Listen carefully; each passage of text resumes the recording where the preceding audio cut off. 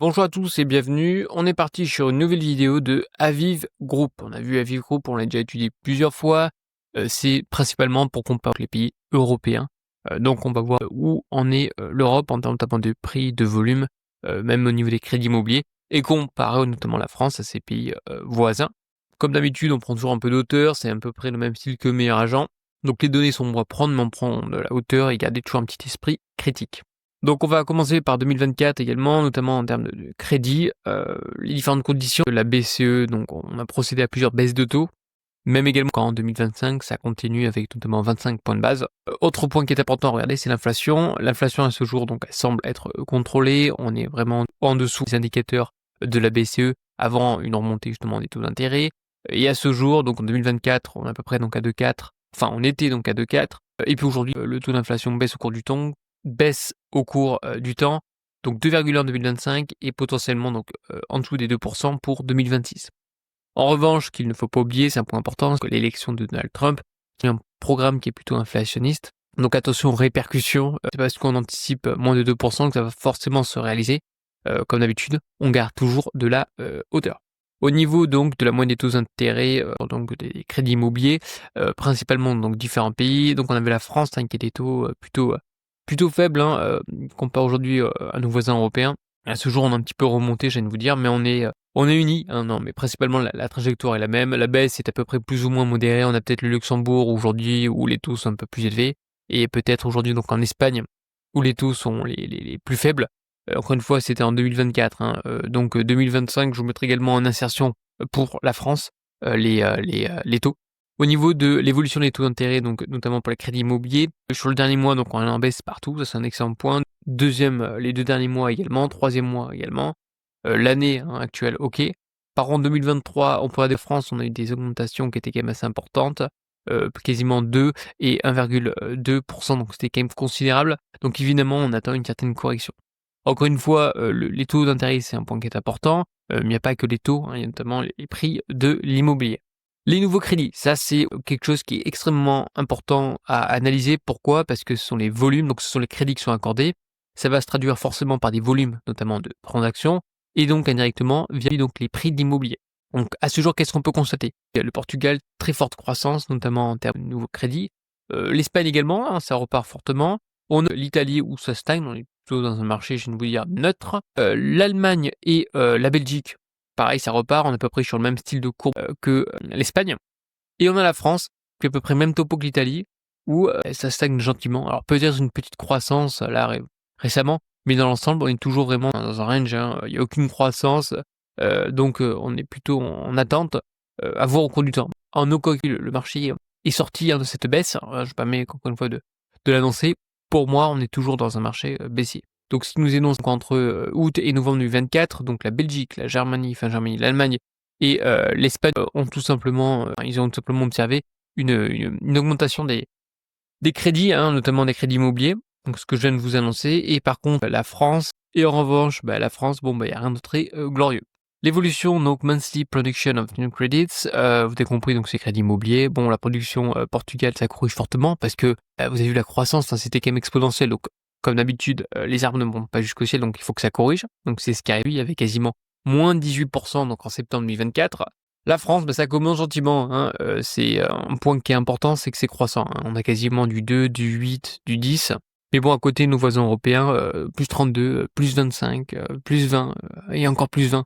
Voilà, on est gentiment un peu à la ramasse. Après voilà, c'est le marché entre guillemets «français» où personne veut dire que les prix ont baissé, et on essaye vraiment de masquer un peu la chose en question.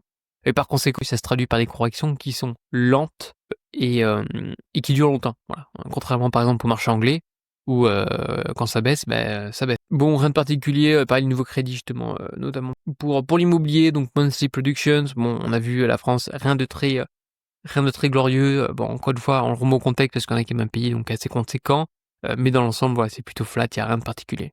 Au niveau, cette fois-ci, donc des prix, les prix de l'immobilier, donc on va être principalement donc au Portugal, on a vu, forte croissance, notamment en termes de crédit, On a une délivrance de crédit qui était relativement importante. Enfin voilà, vous avez qu'à revenir en arrière sur la vidéo.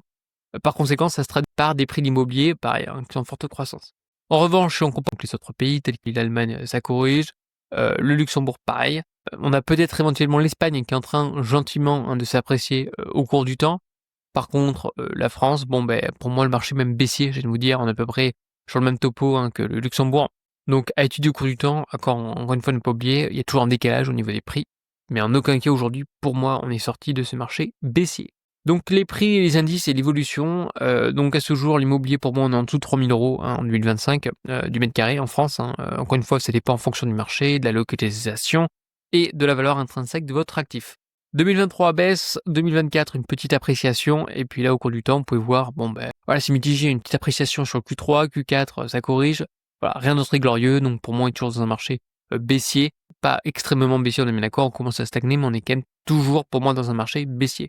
Comme d'habitude, il faudra analyser d'une part, la production de crédit, les volumes et par la suite, in fine, les prix. Si l'on compare par exemple à nos voisins, donc les Belges, voilà, c'est croissant au cours du temps, c'est quand même sympa.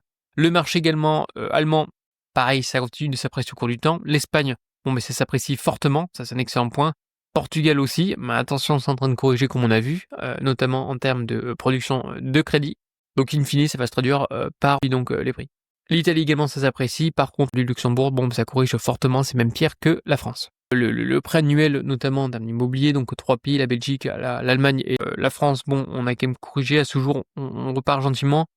Moi c'est la courbe, encore une fois, on prend de la hauteur sur la source. Pour moi, on est plutôt vraiment dans un marché plutôt flat. Janvier 2025, oui, on s'est un petit peu apprécié, mais on n'a pas fait quand même du plus 5%, qu'on soit bien d'accord. Pour moi, on stagne, on est plutôt dans un range. Au niveau du prix aujourd'hui de l'immobilier, donc en fonction de chaque pays, dans l'ensemble, on est à peu près, donc à mon avis, on est en dessous des 3 000 € pour moi en France. Portugal qui s'est fortement apprécié, on est quasiment à 2008, ce qui est quand même considérable, on se rapproche quasi du prix en France. Espagne, on a 2,2, le Luxembourg, on est à plus de 8 000 € du mètre. Évidemment, ça se traduit par un pouvoir d'achat qui est conséquent et des loyers qui sont en corrélation avec le prix de l'immobilier. Belgique, 2300, Allemagne 3000, Italie 1800. Donc dans l'ensemble, les deux pays qui corrigent sont la France et le Luxembourg, mais c'est surtout le Luxembourg qui corrige davantage de la France.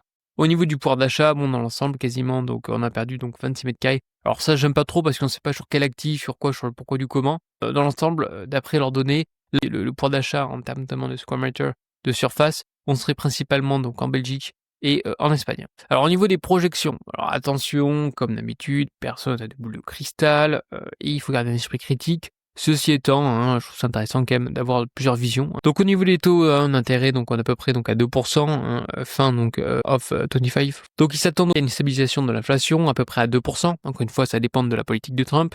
Également, ils pensent à une augmentation du pouvoir d'achat, notamment en Belgique, en France et en Allemagne. On pourrait s'attendre pour anticiper au printemps un immobilier qui pourrait gentiment donc s'apprécier, une demande qui pourrait s'apprécier, donc pourquoi pas donc une hausse des prix. Ils s'attendent en France justement une accélération, qui serait modeste, plus à 4% donc en 2024, c'est ce qu'il y a eu, et quasiment donc 2% en 2025. Donc une croissance de 2% en 2025. Écoutez, on va voir. En Belgique, on pourrait potentiellement s'attendre donc fin 2025 à une croissance qui serait donc supérieure à 3%. Et en Allemagne, on pourrait justement prévoir donc une appréciation quasiment du plus de 3% de croissance en 2025. Donc la France, ça serait 2 et donc Belgique et Allemagne, quasiment un petit peu plus de 3%. N'hésitez pas à me dire dans les commentaires qu'est-ce que vous en pensez. Cependant, évidemment, la politique, l'économie, c'est quand même très compliqué à anticiper et ça impacte fortement le marché immobilier. Donc au niveau des 5 plus grandes villes en France, on va voir donc principalement, donc pareil comme je l'ai mentionné, ça corrige, ça continue toujours de corriger, comme on a vu. Je vous renvoie ma vidéo en haut à droite sur les notaires de Grand Paris. Marseille, le sud ça résiste très bien, c'est comme donc, Nice, donc Marseille et Nice ça corrige, on est toujours haussier. Lyon, c'est même topo que Paris, c'est même pire, on est un petit peu comme Bordeaux, donc ça corrige fortement. Et Toulouse, ça stagne un peu, mais on est quand même plutôt dans un marché baissier. Donc il y a vraiment des différences en termes de marché immobilier, le sud, le nord, par exemple Paris, également qui est un marché particulier, les stations de ski. Je renvoie également mes vidéos sur la FTime, où on étudie à peu près tous les mois une vidéo qui fait 5 minutes, et on fait un petit récap sur les différents marchés immobiliers. Pour ceux qui veulent encore davantage de détails, parce qu'encore une fois, j'ai juste lu quelques pages, enfin du moins les pages qui me semblent intéressantes à vous partager. On a également plusieurs points sur la Belgique, sur l'Allemagne, également les différents pays européens. Donc ceux qui veulent tout simplement regarder par simple curiosité, n'hésitez pas à télécharger en tout cas ce rapport. Mais gardez toujours de la hauteur par rapport aux données en question. Il faut n'oubliez pas à chaque fois de de comparer plusieurs sources, c'est ce que je ne cesse de faire sur cette chaîne. Merci en tout cas à tous pour vos petits commentaires, pour vos likes. Qu'est-ce que j'oublie? Oui, le petit canal, Telegram, on n'oublie pas pour ceux éventuellement qui veulent rejoindre et participer à nos petites discussions et je vous dis à une prochaine. Allez, bye bye.